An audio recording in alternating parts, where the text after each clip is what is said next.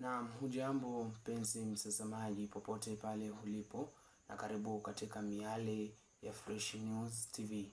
Jina langu ni Sir Bless. Karibu.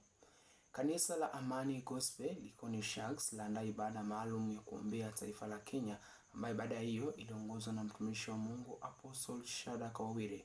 Kulikuwa na vipindi mbalimbali, vipindi vya kutumbuiza, vipindi vya sifa na vipindi vya muziki. Kulikuwa na kipindi cha wana scout cha watoto wa Sunday School walioongoza kwa ajili ya kufungua bendera ya Kenya. Hizi hapa ni taarifa hizi. Siku zote wanasema ukipata fursa itumie vizuri. Ilikuwa mwendo wa saa 4:30 ambapo ilifika kipindi cha kutumbuiza. Watoto hawa wa umri wa miaka 10 na 12 kuendelea walionekana wakimachi kwa sababu ya kwenda kufungua bendera ya Kenya. Watoto hao wanaongozwa na mwalimu wao mkuu wa shule ya Moonlight Academy, Madam Eunice, walionekana kumachi kwa mairi wao. Hasa hivyo, kila mtu akitakiwa kusimama wima wakati wao ulipofika wa kuweza kufungua bendera ya Kenya.